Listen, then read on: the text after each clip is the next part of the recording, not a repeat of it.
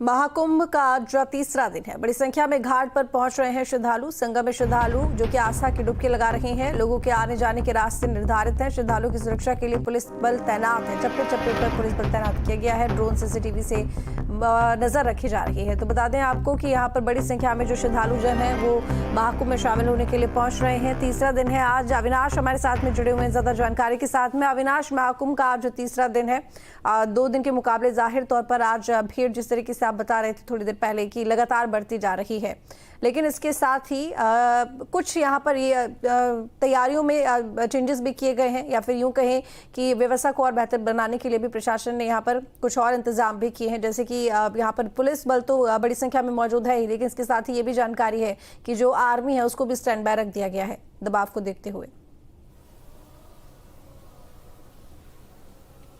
देखिए ऋतु, आज महाकुंभ का तीसरा दिन है और जाहिर सी बात है कि जैसे जैसे दिन आगे जाएगा जो व्यवस्थाएं होंगी वो बेहतर होंगी। चूंकि 45 दिन तक महाकुंभ का जो आयोजन है वो चलने वाला है, तो व्यवस्थाओं को दुरुस्त करने में प्रशासन और सरकार जुटी हुई है और व्यवस्थाएं लगातार ठीक हो रही हैं। खासतौर पर अगर आने वाले श्रद्धालुओं की बात करें तो यात्री सुविधाओं को देखते हुए जो तमाम सुविधाएं होती हैं उसको बढ़ाया जा रहा है। जहां तक सवाल श्रद्धालुओं की संख्या को लेकर है, तो कल और परसों के मुकाबले आज जो श्रद्धालुओं की संख्या है वो थोड़ी कम है। चूंकि कल मकर संक्रांति का दिन था और कल देखा जाए तो रिकॉर्ड संख्या में श्रद्धालु संगम पहुंचे थे। तकरीबन 3.5 करोड़ श्रद्धालुओं की संख्या थी जो अनुमान लगाया गया। और परसों की बात करें तो परसों तकरीबन 1.5 करोड़ श्रद्धालु पहुंचे थे। और आमतौर पर देखा जाता है कि जब भी कोई खास स्नान होता है, चूंकि कल मकर संक्रांति का स्नान था और आमतौर पर जब महाकुंभ नहीं भी होता है तो जो श्रद्धालु आते हैं वो उनकी संख्या लाखों में होती है।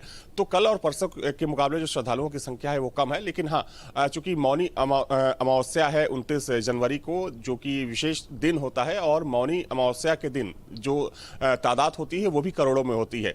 तो अभी कह सकते हैं कि 25 जनवरी तक जो श्रद्धालुओं की संख्या होगी वो औसत होगी, कल और परसों के मुकाबले काफी कम होगी। लेकिन 25 जनवरी के बाद जो श्रद्धालुओं की तादाद होगी एक बार फिर से बढ़नी शुरू होगी। और मौनी अमावस्या के दिन माना जा रहा है कि जो श्रद्धालुओं की संख्या होगी वो मकर संक्रांति से भी ज्यादा हो सकती है। हालांकि उसके बाद वसंत पंचमी है और साथ में चूंकि 26 फरवरी जब तक महाकुंभ का आयोजन होना है, 26 फरवरी को महाशिवरात्रि है, तो निश्चित तौर पर कह सकते हैं कि जो श्रद्धालु हैं उनकी संख्या बढ़ेगी। लेकिन जो खास स्नान होगा उस दिन संख्या बढ़ेगी। लेकिन अगर जो बाकी दिनों की बात करें तो उन दिनों में जो संख्या होगी वो सामान्य होगी, औसत होगी। और जहां तक सवाल महाकुंभ के आयोजन को लेकर है, तो चूंकि देखिए सरकारी स्तर पर खुद सीएम योगी इस पूरे आयोजन की मॉनिटरिंग कर रहे हैं। जो लगातार कुंभ के जो अधिकारी हैं, चाहे हम कुंभ मेलाधिकारी की बात करें, यहाँ के पुलिस अधिकारियों की बात करें, उनके संपर्क में मुख्यमंत्री हैं। और सरकार की तरफ से साफ निर्देशित किया गया है कि श्रद्धालुओं को किसी भी तरीके की कोई दिक्कत ना हो, उनकी सुविधाओं का खास ख्याल रखा जाए और उनको उनके गंतव्य तक पहुंचाने में जो सरकारी अमला है वो हर तरीके से हर संभव मदद करे। बिल्कुल। अगर प्रवेश की बात की जाए, प्रवेश द्वार की कुंभ के क्षेत्र में, कुंभ के इलाके में, तो ऐसे में वहां पर किस तरह के इंतजाम है? एक ही प्रवेश द्वार बनाया गया है या फिर कई प्रवेश द्वार बनाए गए हैं? किस तरह से व्यवस्था की गई है?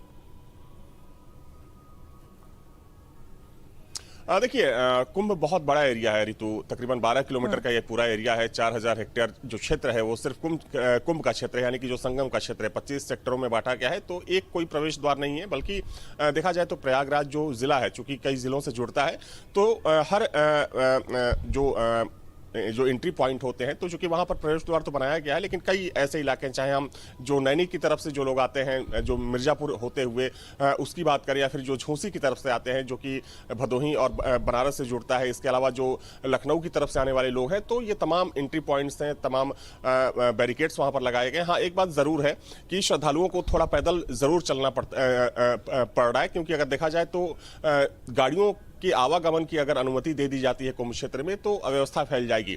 तो इसलिए प्रशासन की कोशिश ये है कि कुंभ क्षेत्र से कुछ किलोमीटर पहले ही जो गाड़ियां हैं उनको वहां पर रोक दिया जाए और वहां से श्रद्धालुओं के लिए जो शटल बस सेवा शुरू की गई है उसको संचालित करने के लिए चूंकि 500 बसें लगाई गई हैं, तो उसके माध्यम से श्रद्धालुओं को कुंभ क्षेत्र तक लाया जाए। तो ये व्यवस्था श्रद्धालुओं के लिए की गई है ताकि श्रद्धालु जो है आसानी से यहाँ पर आ सके। लेकिन हाँ, थोड़ा बहुत श्रद्धालुओं को चलना पड़ रहा है, लेकिन फिर भी कह सकते हैं कि व्यवस्थाओं को सुचारू रूप से चलाने के लिए सरकार और प्रशासन की तरफ से ये कदम उठाया गया है। बिल्कुल, लेकिन इसके साथ ही देखिए घाटों को लेकर अगर बात की जाए इस बार, क्योंकि बहुत बड़ा क्षेत्र है जिसके एरिया में जो घाटों की व्यवस्था की गई है, हर बार घाटों को लेकर देखा जाता था कि घाट एक तो कच्चे होते थे और जो व्यवस्था थी वो इतनी ज़्यादा वृहद तौर पर नहीं होती थी, तो कहीं ना कहीं लोगों को स्नान करने में दिक्कत ना हो, भीड़ का दबाव बहुत ज़्यादा घाटों में स्नान करने को ना बढ़े, क्योंकि भीड़ भाड़ बहुत ज़्यादा हो जाती है तो भगदड़ जाहिर तौर पर मच ही जाएगी, वो भी इतनी बड़ी संख्या में, करोड़ों की संख्या में लोग पहुँच रहे हैं। तो ऐसे में कहीं ना कहीं देखिए हर बार के कुंभ के जो भी प्रबंध किए जाते हैं, जो भी कमियां होती हैं, खामियां होती हैं, उनसे जो सरकार होती है सीखती है, सबक लेती है और अगली बार उसको बेहतर करने की कोशिश करती है, और इस बार कुंभ में हमें वो तमाम इंतजाम बेहतर तरीके से देखने को मिल रहे हैं। अविनाश,